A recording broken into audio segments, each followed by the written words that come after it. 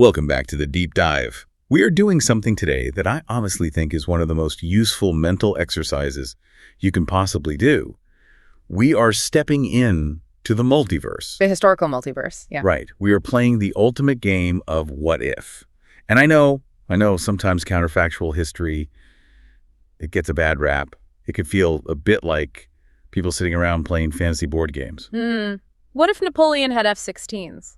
That kind of thing. Exactly. But that is not what we are doing here. Yeah. Not at all. No, absolutely not. I mean, historians use counterfactuals as a diagnostic tool. It's a lot like engineering, actually. If you want to know what a specific load-bearing wall does in a house, you ask, okay, what happens if I take this one wall out? Right. Does the roof cave in? Does the roof cave in? Yeah. Does the floor sag? By changing one single variable in the past, you see exactly how the machine of history was actually built. You see all the structural dependencies. And the load-bearing wall we are conceptually removing today is arguably the single most significant legal definition in the entire history of the Australian continent. Without a doubt. We're asking you to imagine an Australia where a single Latin phrase was just rejected. Rejected the moment the first fleet dropped anchor in 1788. Terra Nullius. Terra Nullius. It's a term most Australians learn in school, usually right before the lunch bell, so it might not have stuck. But the whole premise of our deep dive today is this. What if in 1788 the British Crown had recognized the Indigenous inhabitants not as part of the fauna, which is the cliche, but as sovereign nations with actual legal rights to their soil? It's a massive question, and I think we need to be clear about the stakes here. We aren't talking about some fantasy scenario where Captain Cook just waves and sails away. No, the colony still happens. We are assuming the British still wanted a colony, but we're changing the legal architecture of that colony. And we have a huge stack of sources today. I mean, everything from the original handwritten proclamations of colonial governors right through to modern econometric studies from the Minneapolis Federal Reserve. And when you layer them all together, they tell this incredible story about how that one decision is the engine behind almost every single fracture we see in modern Australia. And when you say fractures, you're talking about things like the gap in health outcomes, the incarceration rates, the debates we have every year about January 26th. All of it, the history wars, the failure of the voice referendum, the economic disparity, it's all downstream. They are all downstream effects of this one specific legal setting that was put in place on day one. Okay, so let's define the villain of the piece. Terra Nullius. Give it to me in the strictest plain English sense. What does it actually mean? In strict Roman law, it translates literally as land belonging to no one. Which, just on the face of it, is. It's ridiculous. I mean, I have to push back on this immediately. When Captain Cook sailed up the East Coast, and later when Arthur Phillip arrived with the first fleet, they weren't blind. Of course not. They recorded seeing smoke from fires. They saw people on the beaches. They were literally speared by people in some instances. So how on earth do you look at a man throwing a spear at you and say, nope, nobody home? That is the core contradiction, isn't it? But you have to try and get into the headspace of an 18th century British lawyer. Yeah. It wasn't that they thought the land was physically empty. Right. It was that they considered it legally empty. And this goes back to a concept we see in the writings of John Locke, the philosopher. Oh, the life, liberty, and property guy. The very same. And Locke had a theory of property that was, well, it was incredibly convenient for empires. He argued that you only truly own land if you mix your labor with the soil. So if I walk through a forest, I don't own it. But if I cut down the trees and, plant corn, then I do. Precisely. In the European mind, ownership required these visual markers of improvement. Fences, furrows in the ground, stone houses, permanent demarcation. If you didn't see those things, the land was considered waste or desert. It was just nature. And you can't own nature. So because the First Nations people were managing the land so differently, using fire stick farming, incredibly complex rotations, fish traps, but generally not building fences, the British legal system just couldn't see the ownership. It couldn't see it. It's often called the pristine myth. The settlers looked at a landscape that looked like a park, which was actually the product of 60,000 years of controlled burning and land management, and they just saw an empty wilderness waiting for a master. So legally, they categorized the inhabitants not as owners, but as, essentially as residents or wanderers. And that single categorization is the switch we are flipping today.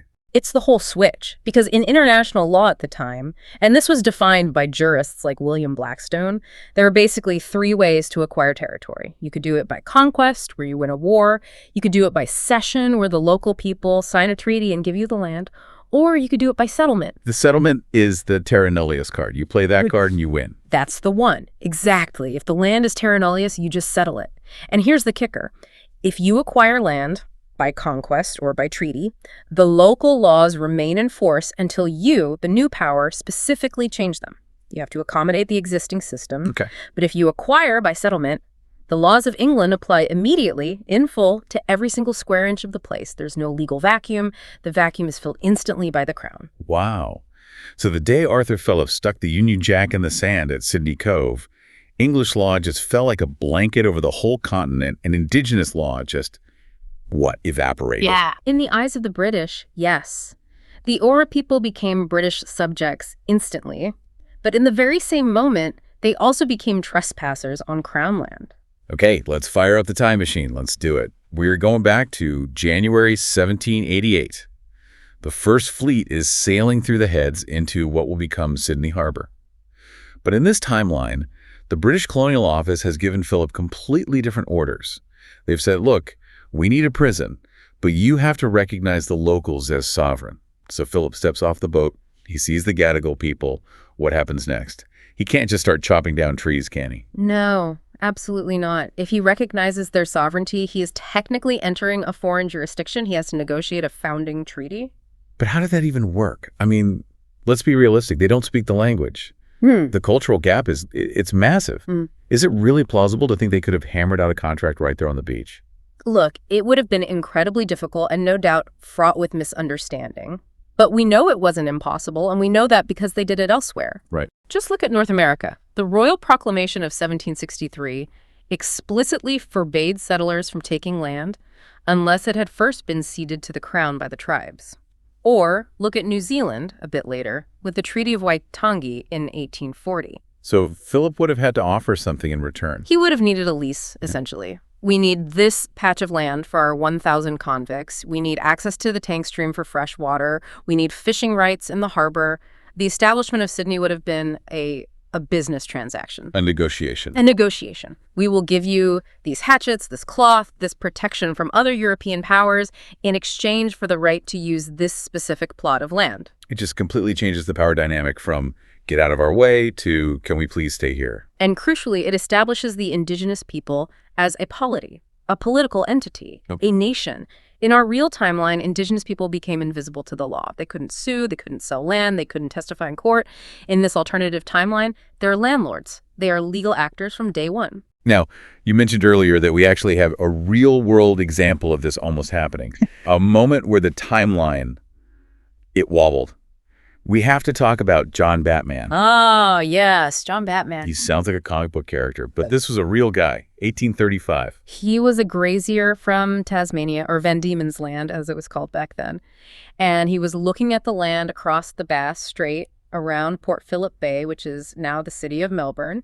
He wanted it for his sheep. The problem was the colonial government in Sydney wasn't releasing land fast enough for squatters like him. They wanted to keep the colony contained so they could police it. So Batman goes rogue. He goes completely rogue. He sails over, he finds the elders of the Wurundjeri people, and he sits down with them to negotiate. He has Aboriginal translators, and he produces a deed. A deed that he probably wrote himself, I'm guessing? Oh, absolutely. It was written in dense English legal jargon, but the intent, at least on paper, was clear. He purchased, and I use that word very loosely, about 600,000 acres of land. For what? What was the price? A collection of blankets, knives, tomahawks, looking glasses, flour, and a yearly tribute payment. Okay, so looking at that now with modern eyes, it looks like a complete swindle. He basically bought the future site of Melbourne for a trunk of camping gear. It was definitely a lopsided deal, but, and this is the absolutely critical point, Batman did something no other colonizer in Australia had done. He asked permission. By even creating a treaty, he was acknowledging that the Wurundjeri owned the land. You can't buy a car from a guy on the street unless you believe on some level that he owns the car. If you think the car is just abandoned, you just get in and drive it away. Batman said, this is their car and I'm buying it. And this sent the government in Sydney into a complete meltdown. Total panic. Governor Richard Bourke heard about this, and he immediately realized the implication. If Batman's treaty was valid, then the entire basis of the colony, the Crown's claim to own the whole continent, was a lie. And if the Wurundjeri could sell land to Batman, they could sell it to anyone. They could sell it to the French. They could sell it to the Americans. Exactly. It threatened the Crown's absolute monopoly. So Governor Bourke issued a proclamation in 1835. And I actually want to read a specific part of this because the language is it's chillingly bureaucratic. You have the text there. I do. Bourke declares that any bargain or contract made with the natives for the possession of land is, and I quote, void and of no effect against the rights of the Crown.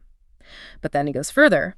He warns that any persons found in possession of such lands will be considered as trespassers. Wait, hang on. He's calling Batman a trespasser. He's calling Batman a trespasser, but by extension, she's solidifying the idea that everyone there who isn't sanctioned by the Crown is a trespasser. He is formally codifying Terra Nullius. He is saying, in no uncertain terms, Indigenous people cannot sell land because they do not own it. Only the king owns it. This is the turning point then. This is the moment the door really slams shut. If Bourke had gone the other way, if he had said, okay, Batman, the treaty stands, but from now on the Crown has to approve the terms, he would have set a completely different precedent. The Crown would have become a regulator of treaties, maybe ensuring fair play, rather than the sole proprietor of the entire continent. And because he didn't, the result was the frontier wars. Yes. That is the kinetic impact of that one legal decision. Let's move into that then. Section 2, the wars. Because for a very long time in Australia, we didn't call them wars. We called it settlement. We put pictures of brave pioneers on tea towels. But the sources we have now, the diaries, the police reports, they paint a very, very different picture. It was a war of attrition. And it lasted for over 100 years, but Terra Nullius dictated the type of war it was. What do you mean by that? How so? Well, think about it. If you recognize the other side as a sovereign nation, then when they fight you, their combatants are soldiers. There are rules of engagement, however loosely followed. You take prisoners of war. You sign armistices. But if the land is Terra Nullius, then the people fighting you aren't soldiers. They're criminals. They're treacherous savages, breaking the king's peace on the king's land. So it's not a military operation, it's a police action. Exactly. And that distinction is what justifies the atrocities. We see the deployment of the native mounted police, which was essentially a paramilitary force, often using Aboriginal trackers from one group against another, designed to disperse tribes, and disperse was the official euphemism for shooting them. The numbers are they're staggering. I'm looking at the estimates here from the University of Newcastle's Colonial Frontier Massacre Map Project. Yes, the scholarship on this has really advanced in the last decade or so. We used to think maybe a few thousand died in the violence.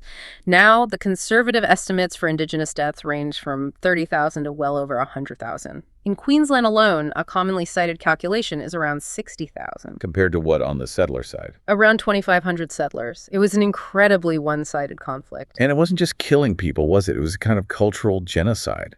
The language loss. That's the silent violence of it all. Australia had roughly 250 distinct language groups and maybe 800 dialects in 1788. Today, we have about 12 that are considered healthy. And by healthy, I mean they're being learned by children as a first language. 12 out of 250. It's a 95% extinction rate. So back to our what if. If we have a treaty in 1788, does this violence just not happen? Are we saying it would have been peaceful? I think we have to be realistic. Humans are greedy, land is valuable, violence would have happened. But I think we should look at New Zealand again. They had the land wars in the 1860s. They were brutal. But because of the Treaty of Waitangi, the conflict was framed as a dispute over the terms of the treaty. So it's the difference between you are fighting for your fundamental right to exist and you are fighting because we breached Clause 4 of our contract? Correct. In a treated Australia, conflict would have been more localized. You settlers crossed the river you promised in the treaty not to cross. That might lead to a skirmish. But it doesn't necessarily lead to a continent-wide state-sanctioned policy of erasure. And crucially, when the fighting stops, you have a legal document to go back to. You can say, okay, we fought, you won this battle, but the treaty still says this. It creates a mechanism for peace other than just total annihilation. And it leaves a totally different psychological legacy. In New Zealand, the treaty is a living document. It's argued over constantly, sure, but it is a shared reference point. In Australia, we have the history wars precisely because we don't have that document. We're still arguing about basic reality. Was it an invasion or a settlement? Exactly. A treaty answers that question instantly. That's like gaslighting. Yeah. Terra Nullius is effectively gaslighting an entire continent for 2 centuries. That's a very, very accurate way to describe it. Okay, I want to pivot now to the money. Section 3. Because this is where the what if gets really counterintuitive for a lot of people. There is this pervasive idea, and I hear it from taxi drivers, I hear it from politicians, that recognizing Indigenous rights is a drag on the economy. If we had to ask permission for every mine, for every farm, we'd be broke. The myth of economic drag. Right. The idea that Terra Nullius was cruel but efficient. It cleared the way for the sheep, the gold, the coal. It made Australia rich. It certainly made some people rich. But modern economics really challenges the idea that it made the nation richer than the alternative would have. Have you heard of the concept of the resource curse? It's usually applied to countries like, I don't know, Venezuela or Nigeria, where you have vast amounts of oil, but the general population is poor. Exactly. But we have a micro version of that right here in Australia. Look at the Pilbara region in Western Australia. I mean, massive, unbelievable wealth extracted, billions and billions in iron ore. But the local Indigenous communities often live in conditions comparable to developing nations. That is a perfect example of accumulation by dispossession. You take the asset, you remove the original owners, and you ship the profit to a corporate headquarters in London or Sydney. So how does a treaty change that economic model? Well, this is where we have to look at the data. I want to deep dive into a specific study here because it is absolutely fascinating. It's from the Minneapolis Federal Reserve by researchers named Donna Fair and Maggie Jones. And they looked at Canada. Why Canada? Because Canada is a perfect laboratory for this question. It's a complete patchwork. Historically, the British signed treaties with some First Nations. These are now called ceded lands. The tribes gave up the land for fixed terms, usually some small cash payments and the creation of reserves. But in other parts of Canada, particularly in British Columbia, they never got around to signing treaties. So that land is legally unceded. Okay, so you have 2 distinct groups. Right. Those who signed away their rights a long time ago and those who technically held on to them. Correct. And in the modern era, Canadian courts have started reaffirming the rights of the unceded groups. So Fair and Jones compared the economic outcomes between these 2 groups, and the results just blew that economic drag theory completely out of the water. What did they find? They found that income growth was significantly higher in the communities with reaffirmed rights, the ones on unceded land. By 2016, the per capita income in unceded areas was about $43,000. In the ceded historic treaty areas, it was about $27,000. Wow, that is a massive gap. That's almost double. It is huge, and we really need to understand why. It isn't just government handouts. In fact, it's the opposite. The researchers found that when a First Nation has clear, strong title to their land, when they have the power to say no to a project, they become powerful economic players. They have leverage. They have real leverage. So when a mining company shows up, they don't just get a token payment and a few jobs. They negotiate something called an IBA, an impact benefit agreement. They get equity in the project. They get contracts for their own community-run trucking companies. They get guaranteed training and apprenticeships for their youth. So instead of being the victims of the development, they become partners in it. They become landlords. And landlords, as a rule, tend to do better than tenants. This is what you might call accumulation by repossession. So if we apply this to our what if Australia, Yeah. if we had treaties in 1788 or even 1835, Indigenous people would have retained the underlying title to the land. Which means the great wool boom of the 19th century would have looked very different. The squatters, the pastoralists who took all that land, they would have had to pay rent. Which they would have hated. Oh, they would have screamed bloody murder. And maybe the price of Australian wool would have been slightly more expensive on the global market.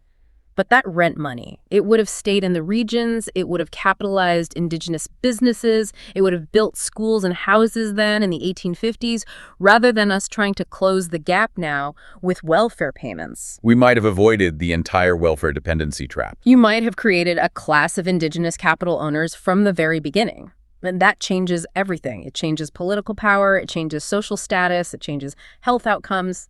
But instead of that, we went for efficiency. We went for the Torrens title system. Ah, the Torrens system. I feel like we need to explain this because it sounds incredibly boring and technical, but it's actually kind of evil genius. It really is. Robert Torrens introduced this in South Australia in the 1850s. Before Torrens, if you bought a piece of land, you had to prove the chain of title. You had to show all the deeds going back years and years to prove the seller really owned it. It was messy, it was complicated. And Torrens said, let's just have one piece of paper, a certificate. He created a central government registry. And the key concept is what lawyers call the curtain principle. Imagine a curtain. The registry, your title certificate, is the curtain. Anything that happened in history, who lived there before, ancient rights, traditional usage, all of that is behind the curtain. And the law says you do not and cannot look behind the curtain. All that matters is the name written on the front. It's a machine for erasing history. It's designed to create indefeasibility, certainty. The market loves it. Banks love it because they can lend against it easily. But it was the perfect legal mechanism for Terra Nullius. It took the theft of the land and laundered it into a clean, simple, tradable commodity. So in our what-if world, maybe we don't have the simple Torrens system. Or we have a much more complex one. I mean, a property map of Australia in the what-if universe would probably look like a patchwork quilt. Some freehold title, some crown leasehold, some Indigenous sovereign territory. It would be messy. But as that Canadian data shows, complexity doesn't mean poverty. Complexity can actually mean a more robust, more distributed economy. It really sounds like we traded long-term justice for short-term simplicity. And we are now paying the compound interest on that decision. Which brings us to the moment where the bill finally came due. Or at least the moment we finally admitted the bill even existed.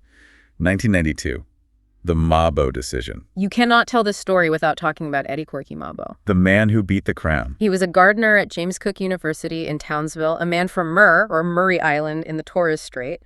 And the story goes that one day he was having a cup of tea with a couple of historians, Henry Reynolds and Noel Luce. And Mabo starts talking about his land back on Murr, how it's been in his family for generations, how he's going to pass it down to his kids. And the historians have to drop this absolute bomb on him. They have to look at him and say, Eddie, you know that's not really your land, right? Legally, it belongs to the crown. And Mabo was just stunned. He said, no way. Everyone on the island knows it's my land. But they explained the doctrine of Terra Nullius to him. I can't even imagine that feeling. Finding out your entire history, your entire system of ownership, has been deleted by a lawyer in London 200 years ago. It sparked a 10-year legal battle, Mabo v. Queensland. No two. He actually died just months before the verdict came down. But in June 1992, the High Court of Australia finally did what should have been done in 1788. They killed the lie. They did. Justice Brennan wrote the lead judgment, and I just want to quote his words because they are so heavy. He wrote that Terra Nullius was a legal fiction that had no place in the contemporary law of this country. He called the dispossession of Indigenous people the darkest aspect of Australian history. So Terra Nullius is dead. Long live. What replaced it? Native title. The court ruled that Indigenous rights to land survived the arrival of the British. They weren't washed away by the tide of settlement. I remember the reaction to this. I was just a kid, but I remember the news. They're coming for your backyard. That was the line. The Great Australian Scare. You had politicians holding up maps of Australia with the whole continent colored red, claiming people would lose their homes. But that was never true, was it? No. And this is where the legal nuance is so important. The High Court was very, very careful.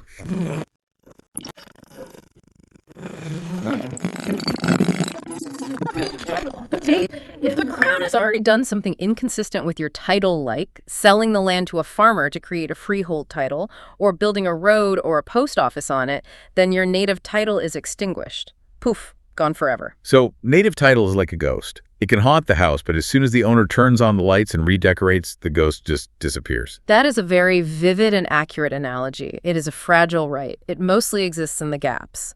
In national parks, on vacant crown land, and this was the crucial bit on pastoral leases, those huge cattle stations where it can coexist with the farmers.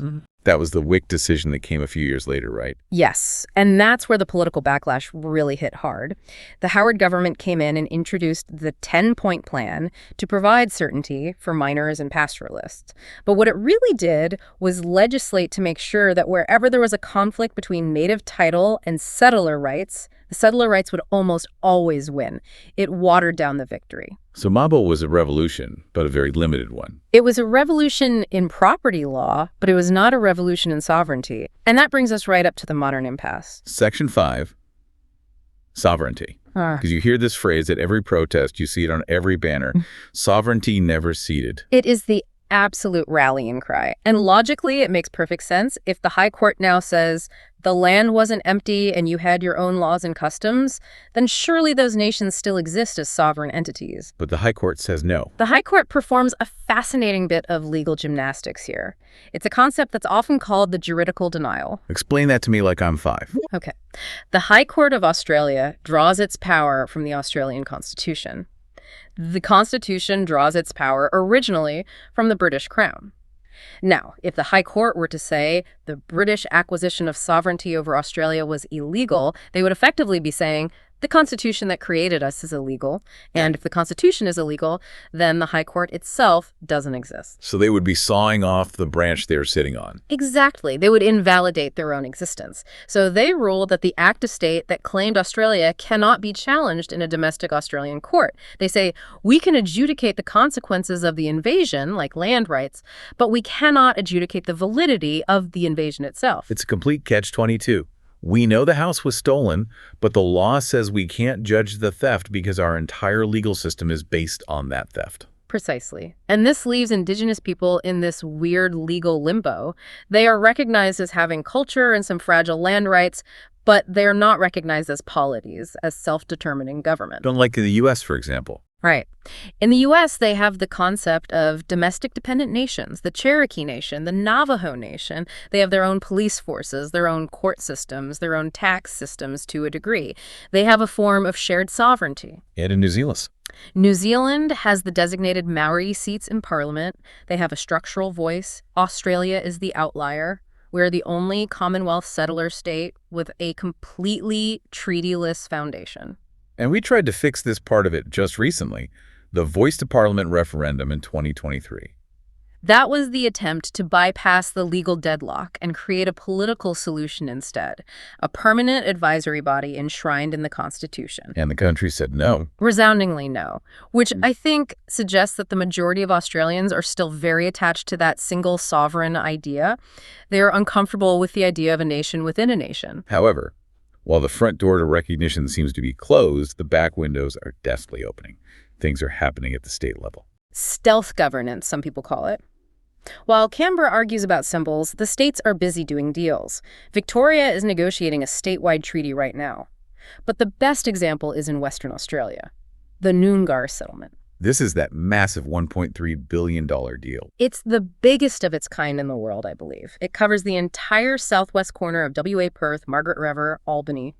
The Noongar people agreed to surrender their native title claim over that whole area. In exchange, they got a huge cash injection, a guaranteed land base for development, and a proper corporate governance structure. It sounds a lot like a treaty, just without using the word. It walks like a treaty, it talks like a treaty, but the government calls it a settlement to avoid scaring the horses. But functionally, it is that accumulation by repossession model we talked about. The Noongar people are using that capital to become major economic players in their own right. So we are slowly, painfully, and expensively reconstructing the very thing we rejected in 1788. That is the ultimate irony of it all. We are spending billions of dollars and decades of court time to build the kind of partnership that Arthur Phillip probably could have started with a handshake and some goodwill. Before we wrap up, I have to ask about the one exception to the rule. You mentioned there's one place on Earth where Terra Nullius is actually real. Antarctica. Why there? Because it is the only continent with no indigenous population. No one was ever there. So when the nations of the world came together to sign the Antarctic Treaty, they all agreed to suspend their territorial claims. It is the only true land belonging to no one. So for 200 years, Australian law treated the Sydney Basin, a place teeming with people, like it was the Ross Ice Shelf. That's the fundamental absurdity of it. We treated a continent that had 250 nations, complex trade routes, and sophisticated agriculture as if it were a frozen, empty wasteland. Let's bring this all home. Section 6, the conclusion. We've looked at the legal lie, the wars, the economic cost, and the slow, painful fix. If we go back one last time to the what if Terra Nullius is rejected in 1788, what does Australia look like today? Just paint the picture for me. It is a radically different nation. I mean, politically, we might be a dual federation. Imagine a system where you have the Commonwealth, the states, and a First Nations assembly that has real legislative veto power over things like cultural heritage and land use. Or maybe we have a 7-state, An indigenous state that's not geographically contiguous but scattered across a continent. That's a possibility. And socially, I just think about the psychological weight. A nation founded on negotiation has a different soul than a nation founded on conquest. We might be less anxious about our national identity. We wouldn't be fighting about the date of Australia Day because the date would likely be the anniversary of the signing of the first treaty, not the anniversary of the flag being raised. And linguistically, what would it sound like? If we had recognized these nations as nations, we would have had to learn their languages to trade and deal with them. Bilingual education might be standard. You and I might be having this conversation in English and say the Wiradjuri language. The place names wouldn't be Liverpool and Newcastle. They would be the original names, and we would all know what they meant. It just sounds richer. Culturally richer, without a doubt, economically. As we discussed with the Canadian data, probably more distributed, less billionaires in mining maybe, but more sustainable wealth in the regions. But let's not be naive. It wouldn't be some kind of paradise. No, of course not. Treaties get broken. Look at the U.S. Look at NZ. There is still poverty. There is still racism. Negotiation is hard, constant work. It's messy, but it is honest work. That brings us right back to the Torrance title system. We chose the simple lie over the complex truth. And you just cannot build a stable house on a foundation of lies. The cracks, eventually they always show. And that's what we are seeing now. The gap, the anger, the confusion. These are the cracks in the Terra Nullius foundation finally coming through to the surface. So the what if isn't just a fantasy game. It's actually a blueprint.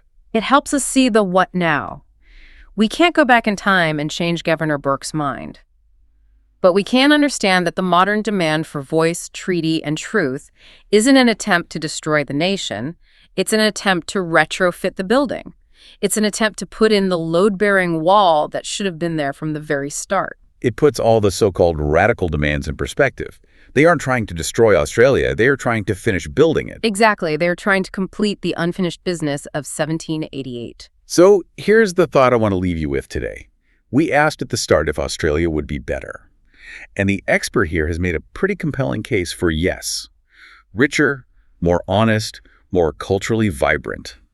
But even if it wasn't better, in a simple GDP sense, would it just be better to be a nation that looked itself in the mirror from day one? Is it better to be just, or is it better to be powerful? History usually favors the powerful, but I think the verdict is still out on whether a nation can survive its own founding lie forever. We are 230-odd years into the experiment.